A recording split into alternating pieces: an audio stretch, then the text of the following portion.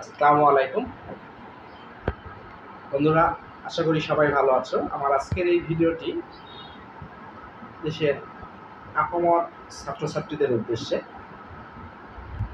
তো অনেক সময় অনেক ছাত্র আমাদের কাছে বলে যে বাংলা ভাষায় বহুল ব্যবহৃত বিদেশি যে শব্দ, সেই শব্দগুলা তারা মনে রাখতে পারে।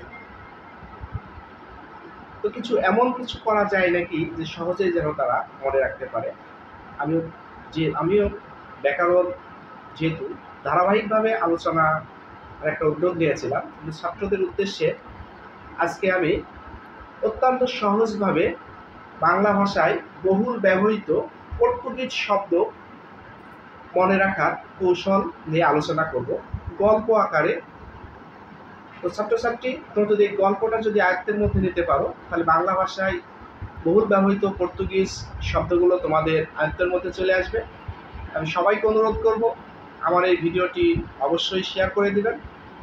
শেয়ার করে আপনাদের শেয়ারের মাধ্যমে যদি কোনো ছাত্রছাত্রী সামান্যতম উপকৃত হয়, তাহলে আমার এই প্রচেষ্টা সার্থক হবে। আর যারা ইউটিউবে আমার এই ভিডিওটি দেখবে, তারা অবশ্যই চ্যানেলটি সাবস্ক্রাইব করে দিবে এবং শেয়ার করে নিজেদের টাইম লাইনে রেখে দিবে, যেন তোমাদের প্রয়োজন মুহূর্তে তোমরা দেখতে পারো। পর্তুগিজ গির্জার ইংরেজ পাদ্রী ইস্ত্রি করা টুপি পরে বারান্দায় কেদারায় বসে বেহালা বাজাচ্ছিলেন।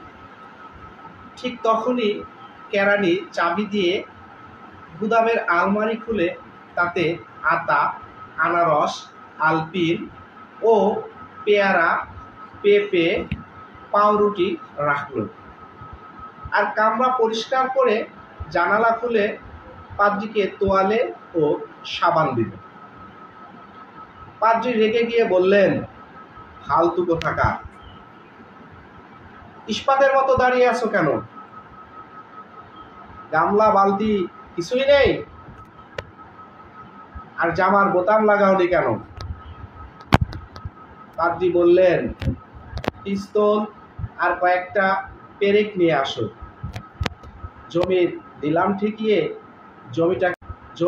দিলাম ঠেকিয়ে জমিটাকে বর্গা দিতে হবে। এই গল্পটি তোমরা আয়ত্তের মধ্যে রাখবে। এই গল্পের মধ্যে লাল কালি দিয়ে লেখাগুলোই বাংলা ভাষায় বহুল ব্যবহৃত পর্তুগিজ শব্দ। ধন্যবাদ।